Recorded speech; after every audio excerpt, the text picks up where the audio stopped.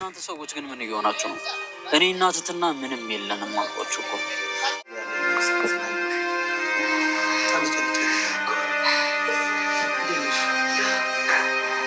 ህይወቴን ስላዳንክልኝ በጣም ነው የማመሰግነው።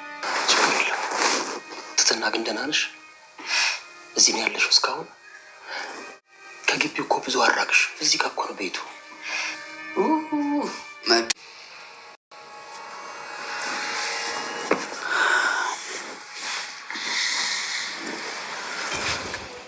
እናም ፈልገን የመጣው ልጅቷ እኮ ኦልሬዲ ቤተሰብ ሆናለች። እና አንሰት እንድትሉኝ ነዋ። ኧረ መድብል ችግር የለውም እንዴ፣ ሚስትህንማ መቀማት አንችልም። ስነ ስርዓት ያዝ። ልጅቷ ምንም ባል የላት ነግራናለች። ታውቃለህ አይደል? ይህ ሰው አዝበርባሪ ሊሆን ይችላል። አይ አብርሽ፣ እኔ እንደዚህ አይነት ሰው አይደለሁም። አሁን እኮ ከትትና ጋር እዚህ ጋር ነበርን እኮ። እንዴ መድብል አልወስዳትም በለው፣ አልወስዳትም በለው። እኔ እንደዚህ አይነት ሰው አልወስዳትም አልመጣሁም።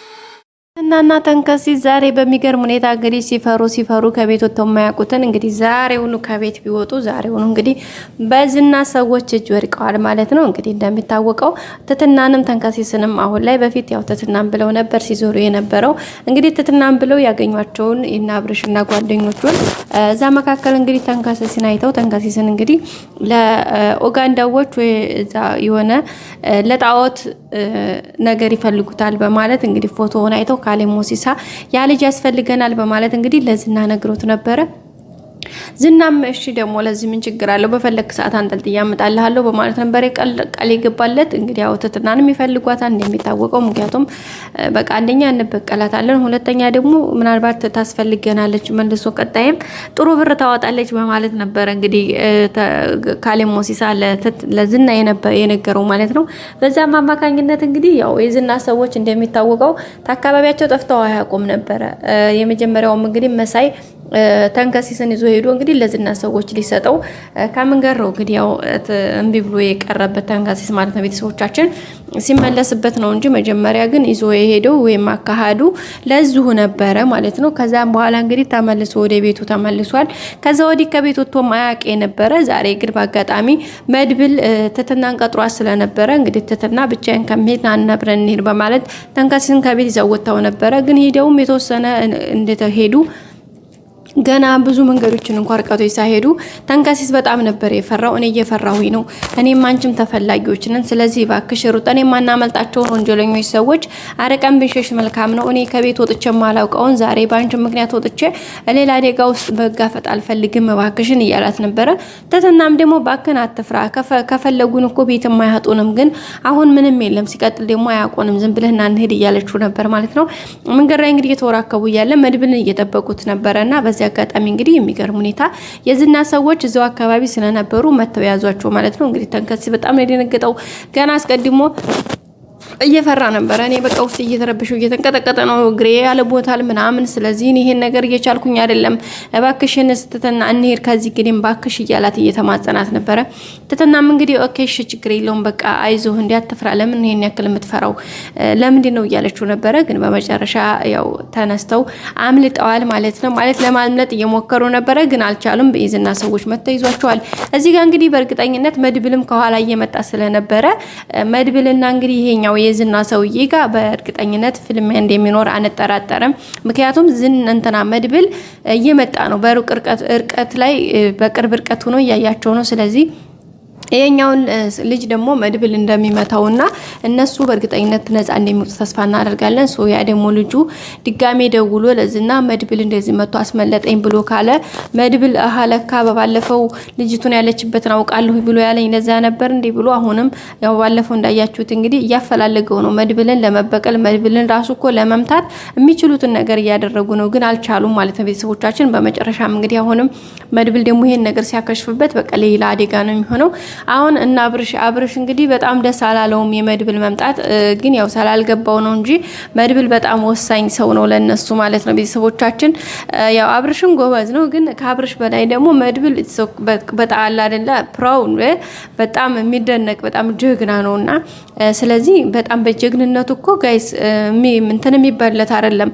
ትትናን ከተዘጋበት ቤት ከዝና ከግቢ ያን ሁሉ ጠበቃዎቹን ምናምን እኮ ለሽልሾ ነው እንግዲህ በር ቤት ከፍቶ በር ብሎ እንግዲህ ትትናን ያስመለጣት። በዚህ ልክ ድፍረት ያለው ነው ወንድሙ ብሩክን እኮ ስንት ያን ሁሉ መስዋዕትነት ከፍሎ ነው ያስወጣው። ሰው በጣም ጎበዝ ልጅ ነው። አብርሽም ያው በርቅት ያልተረዳው ነገር ኑሮ ነው። በዛ ላይ ደግሞ ውስጥ ላይ የሆነ ሹክ ያለው ነገር ወይም ውስጡ ቲንክ ያደረገው ነገር ምን እንደው ታውቃላችሁ ትትናን ፈልጎ ነው የመጣው የሚል ሀሳብ ስለመጣ ወደ አእምሮ ለዛ ነው ማለት ነው። መድብል በርግጥ ምናልባት ሊፈልጋት ይችል ይሆናል ግን አብርሽ የኔ ናት ምናምን ካለች ኦኬ ምንም ያክል የሚያካብድ ሰው አይደለም። ግን አብርሽ አሁን ገና አእምሮ እሱን ስላሰበ ብቻ ለምን መጣህ ምን ፈለክ እሷ እኮ ይሄ ራሷን ቤተሰብ መስርታ እየኖርን ነው ለምን ነው የምትረብሸው ምንድነው ግንኙነታችሁ ለምን ፈልጋት ነው ድጋሜ እዚህ ግን እንዳትመጣ ምናምን በቃ እንደውም አለፍ ያለ አማርኛዎችን ሲጥልበት ነበረ። ግን ገለሙ ተው አብርሽ እንዴ አንተን ይሄን የምትናገረው ተረጋጋ እንጂ እያለው ነበር።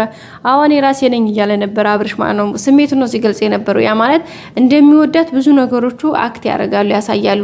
በእርግጠኝነት ትትናም ለሱ ጥሩ ስሜት አላት ለአብርሽ ማለት ነው። ግን ደግሞ መድብልን ካገኘች በቃ መድብልን በእርግጠኝነት እንደምትወደው አልጠራጠርም። ቤተሰቦቻችን እንግዲህ ትትና ስትጠይቃት ትትናና የግሌ ሲያወሩ ትትናን እንድባልሽ ምን አይነት ወንድ ቢሆን ትመርጫለች ስላት በቃ ጀግናና በራሱ የሚተማመን በላ ነበር የመለሰችና እንዴ ታዲያ አብርሽ እኮ በራሱ ይተማመናል አይደል ስትላት ኦፍኮርስ አዎ እንዴ በጣም ነው የሚተማመነው እያለቻት ነበር። ሶ ጀግና ወንድ ትወዳለች እሷን በርግጥ ጀግና ናት።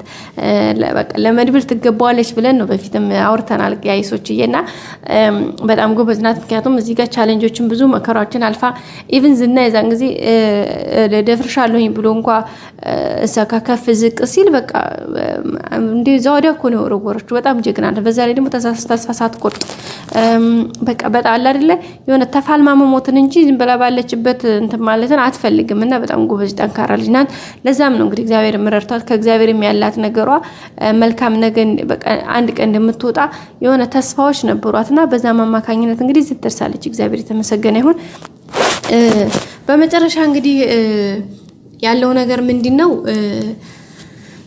አብርሽ አሁን እዚህ ጋር መድብል ነው የሚደርሰው። መድብል እንግዲህ እዚህ ጋር ፊልም ከፍተኛ ፊልም ይኖረዋል። ምክንያቱም ይዝና ሰው እንግዲህ ትትናንና ተንከሲስን ይዟቸዋል። ስለዚህ እዚህ ጋር እንደሚያስለቀቃቸው ተስፋ እናደርጋለን። ምክንያቱም እዚህ ጋር ከተወሰዱ ሁለቱም በጣም ከባድ ነው በጣም ማለት ነው። ምክንያቱም መልሶ ለማግኘት ሌላ መስዋዕትነት ሌላ በቃ ብዙ ፕሮሰሶችን ያስሄዳል። ስለዚህ እዚህ ጋር ሁለቱንም እንደሚያድናቸው መድብል ተስፋ እናደርጋለን። ሌላው እንግዲህ መሳይ ያው እነሱ ጋር ነው የሚሰራው። ብር በተለይ ያው እስካሁን ብሩ አልተመለሰለትም። ግን ብሩን ጭራሽ ቢመልሱለት በቃ የምን ያክል ደስተኛ እንደሚሆን በግንም ጥርጥር የለውም። ስለዚህ ብር እንሰጣለን ከተባለ መሳይ ምንም አይነት ነገር ያደርጋል፣ ምንም ችግር የለበትም።